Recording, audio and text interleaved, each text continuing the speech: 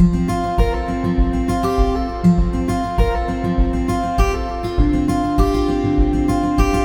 everyone, I'm Professor Nirav, LG Institute of Technology.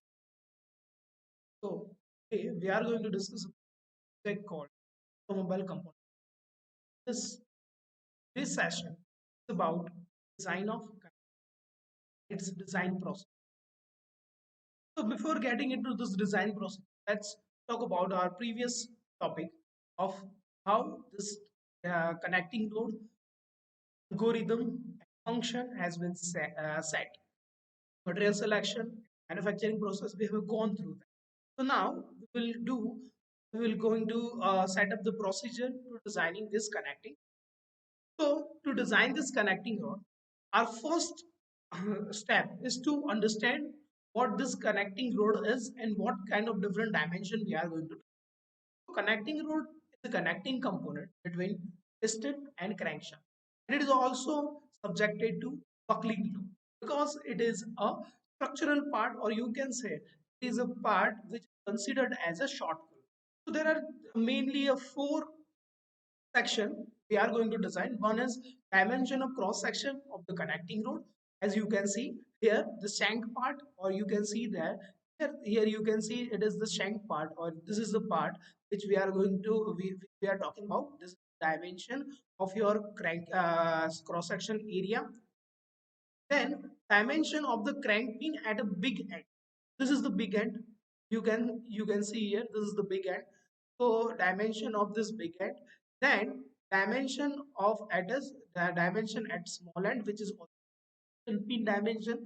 So after setting up a dimension of design, this big end and small end. After that, we are going to determine size of this bolt which is connected to this big end with our body, because this big end is mainly a disconnected. You can say there are multiple parts. One is its cap. This area from this separating line. Here, this area from this separating line is called big end cap. Here, this is called bolts. These are the bolts which are subjected to a crushing or shear stress. They are subjected to shear stress, which we have previously talked about. Here, this big end is subjected to bending stress. Here, and the small end is subjected to bending stress and crushing stress. So here, in this case of this hole, is also comes under crushing. And after this, we are going to design thickness of this big end cap. Okay? So mainly we are going to design this connecting root in four parts. One is its cross section at its strength. Another is dimension of the crank pin at a big end and small end.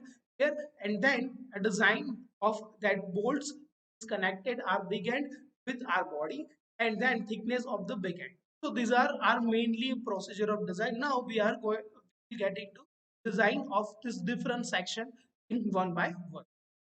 So first, our design is about this cross section area of our connecting rope. So cross section area is mainly a I section. Here you can see it's a I section. Here, so in this I section, its thickness, which is upper part and lower part, is called flange, and the center part, which is connected to this both of these flange, is called web. And thickness of this flange and web is T.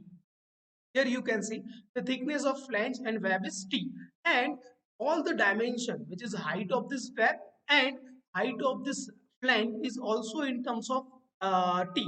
Here overall height is 5T, and the height of this web is 3T, and the thickness of web and flange is only T. So and the base of our connecting rod I section is 40. Here, let's repeat once again. Height of Overall height of this connecting rod is 5T. Overall base of this connecting rod cross section area is 40. Height of this flange is 3T, which is subtracted by thickness of this flange, and thickness of web also is T. Here, so you have cleared about this the dimension which we have considered. Now the question is this: how we have considered this dimension? These are standard dimension which are applicable in any kind of connecting. So while designing this kind of connecting rod, you should always remember this is standard dimension which can be applicable in each and every connecting rod you are dealing.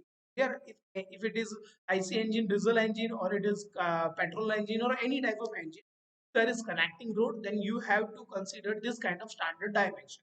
Okay, so these are the standard dimension for your connecting road. Then the cross section area of the connecting road.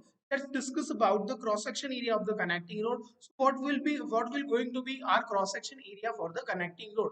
So connecting roads cross section area, here you can see total area of this flange and web. Clear? There are two flanges and one web. So ultimately cross section area will going to be like this: area of 2 into flange plus area of web. So what could be the area of this flange? Flange area will 40 into T, because base is 40, it's rectangular area. So base is 40 and thickness is T. Clear? And what is the thickness of our, what is the area of our this web? So web height is 3T only. Here you can see 3T. Height of web is 3T. Yeah? And thickness of web is T. So it will be 3T into T. So 3T square and 4T square. So summation of that will going to be our final area. So what will be our summation of both of these? So here you assume this, here we have calculated the area of the flange, which is 40 into 2, which is 40 square, and there are two flanges. So that's why 2 into 40. So ultimately 8T square, it's the area of flange, plus 3T square, which is area of web. So ultimately cross section area of this connecting road will going to be 11T square. So just remember this: cross section area of connecting road will going to be 11T square. Clear? Then the length of the connecting road, clear? Total length of our connecting road, which is from center of eye of our small end and center of the eye of our big end. That will be area of connecting road. After that, the yield stress, which is compressive stress. Clear? Compressive stress. What is compressive stress? Compressive stress will mainly dealing with your connecting road, which is, when it is comes under short column theory. So for this compressive stress, we are going to determine the working stress or working load on this component while considering Rankine's compressive theory. So our connecting load will subjected to compressive stress, which is defined by Rankine's theory. This connecting load is subjected to compressive stress, and then after it will connected subjected to different types of stresses. Okay? And the load which is generated due to this compressive stress, it is called buckling load. And this buckling load will going to determine our cross section. We have to determine our cross section area which can withstand this buckling load. Clear? After that, we have to design this for our limiting criteria for, because due to this buckling load, it can be tend to buckle into x-axis direction. Here you can see x-axis cross section area and y-y direction. So it can be buckle at the both the direction. We have to find that minimum moment of inertia where it can be yield easily. Okay? This is the radius of gyration which we can be it can be applicable in while considering this moment of inertia. So these are going to be our input criteria. Okay? After that, let's got into our design of this dimension of this connecting node.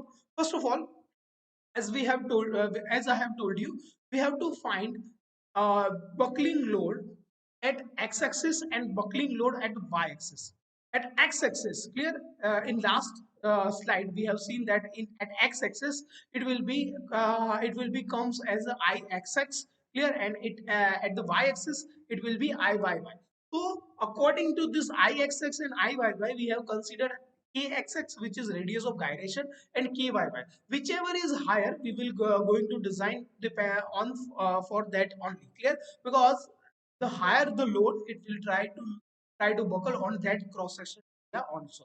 Clear? So here you can see this is the equation: sigma c into a divided by 1 plus a into L upon kxx square, where L is total length, kxs is radius of gyration, sigma c, which is compressive stress, a is cross section area, small a, which is constant depending on different types of material. Clear? In the case of mild steel, it is 1 upon 7500. In the case of wrought iron, it is 1 upon 9000, and it is in the case of cast iron, it is 1 upon 1600. Here you can see how it going to be buckle in the direction of xx direction and yy direction. Clear?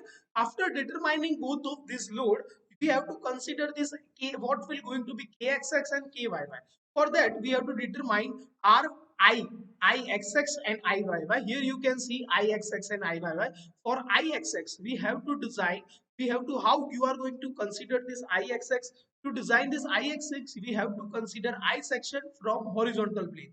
Here you can see from horizontal plane. Here in previous slide we have talked about horizontal plane. Like let's get back to this previous slide. Here you can see in from horizontal plane. If I want to find out moment of inertia from horizontal plane, I can consider this a cross section area which is I section as a whole, a full rectangle. Then subtract this two rectangles, smaller rectangles. So total rectangle will going to be a moment of inertia for this total rectangle will going to be I BD cube by 12, where B is base which is 40 and D which is depth which is height here which is 5D. So B which is 40 into 5D cube by 12 minus these two cross section area. So let's go back to that slide.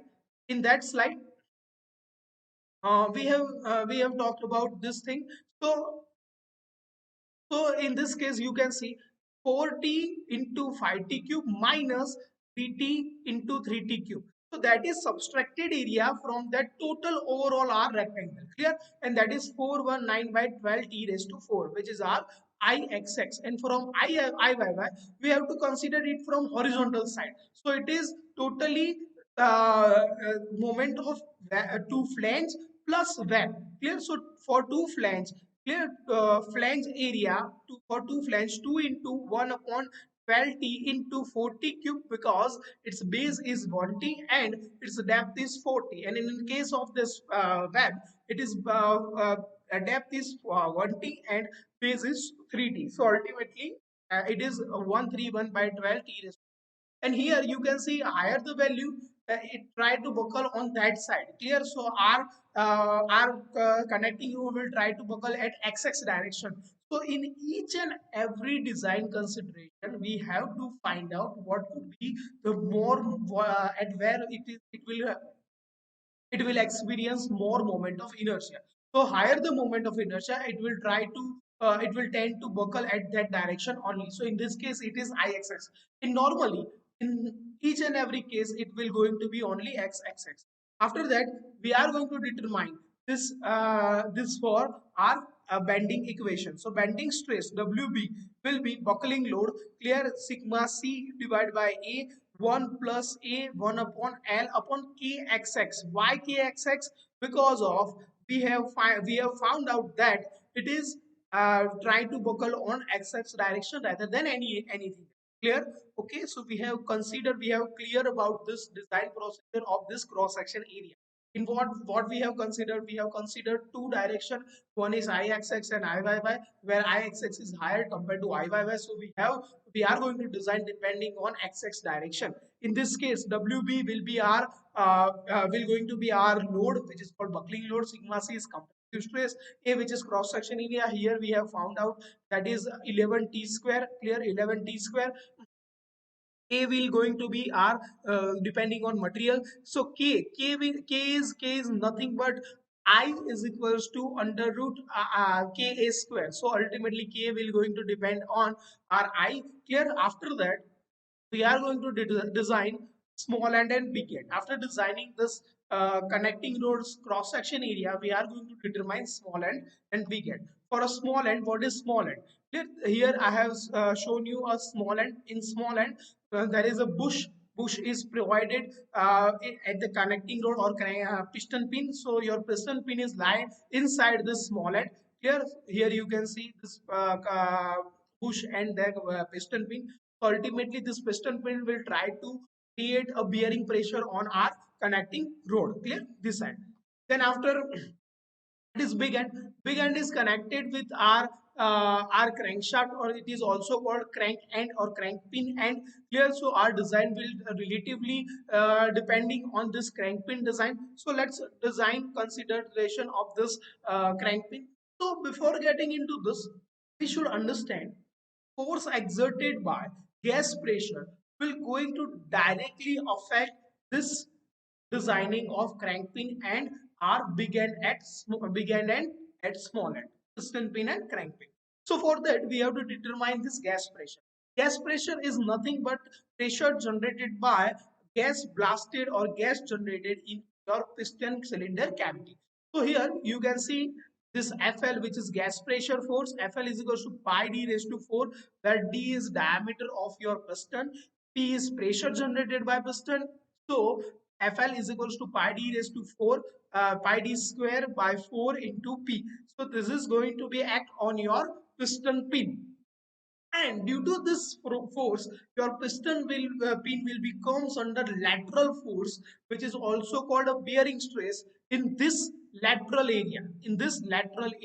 So there will be rubbing effect between your piston pin and small end and crank pin and big end, so that will create a bearing pressure. So here we have considered allowable bearing pressure for crank pin as well as piston pin. So this is DC is diameter of crank pin, LC is length of crank pin. Here you can see. Here for the for the same criteria, this is diameter of piston pin, length of piston pin, and bearing pressure of piston. So here we have determined the projected area under this crank pin and piston pin. So for the projected area under crank pin, it is diameter, which is rectangular section, which is diameter into its length into bearing pressure. For the same, for this piston pin, it is diameter into length to bearing pressure. So this will going to be our design of at piston pin at a small end and a big end. So here the design is purely depending on bearing pressure rather than anything else. Clear? After that, we are going to determine this force which is acting on our piston pin and crank pin. So this is force at piston pin and force at the crank pin. Here we are talking about also a dimension, different types of dimension of this relationship between the dimension of the piston pin. Here you can see that length of crank pin, it is 1.25 time of length of diameter of the crank pin. At the same time, here in the case of piston pin, it is 1.5 times of diameter of our crank pin. Clear? Okay.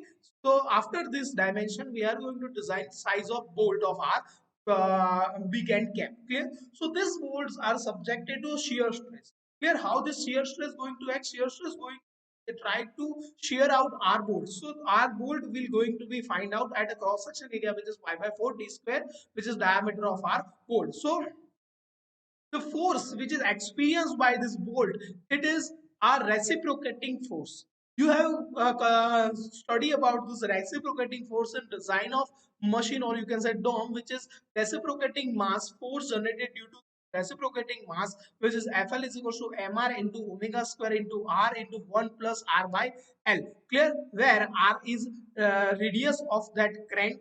Clear? L is length of our connecting rod. Clear? Omega is RPM, or you can say angular velocity of your connecting rod, and MR, which is mass of your reciprocating component, which is in kg. So first of all, you are going to find this force generated due to reciprocating mass, which is going to directly act on your bolts, which are try to shear it out. Clear? After that, we are going to find equations for this our connecting rod cross section area. So this force which is generated due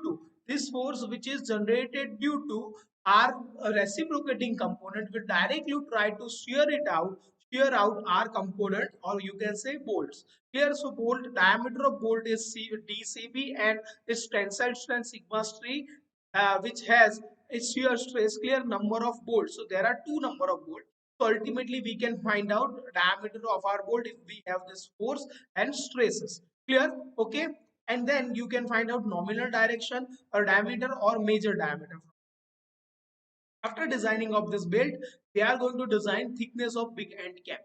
Now this big end cap is subjected to a bending stress. Why bending stress? This big end cap will going to act as a simply supported beam, which is supported at two ends, which are at bolts, and loaded at a center. So our big end cap will going to act as a simply supported beam, and this simply supported beam will directly affected by gas pressure as well as bearing pressure generated by our crank pin, because it is at a crank pin place. So here we have to find out this moment which is generated at the center, the distance x, which is x from one end. Clear? So moment at the center will be F1 into X, where X is the distance from our bolt center. Clear? Distance from the bolt center. So what is that? So what is that going to be? Your big end diameter of the big end bearing plus 2 into thickness of that bearing plus 3, which is clearance. Clear? So that will going to be here. I have in this image you can see that the distance between bolt center and our center, where B is the width of your big end cap from the from that side direction. You can see the thickness of that, and this is allowable bending stress for our big end cap. So ultimately from this moment we can find out equation of section modulus. How you can find out the section modulus? M by I is equal to sigma upon y, where sigma upon I by y is equals to your section. So section Z is equals to force or a moment divided by stress. So here you can see moment divided by stress will going to be your sectional modulus. So ultimately stress will be moment divided by sectional modulus. Here moment is F1 into X divided by 6, which is F1, which is generated by there's a reciprocating mass, and Z is it is from that section 6 upon PC, which is B is base of this big end cap and thickness of big end cap. So ultimately you can find your thickness of this big end cap. Clear? So this was our design consideration or design procedure for connecting rod. Clear? I hope you can you have understand it very well. We have designed this component into 5 parts. One is cross section area, another is big end and small end bearing, and second one is third one is to find out this dimension of bolt, and ultimately we have find out dimension of big end cap. I hope you have understand this very well. If you have any doubt regarding any of the section of this part, you can directly contact me or ask me. Thank you. Thank you so much. I am ending this procedure here. Thank you.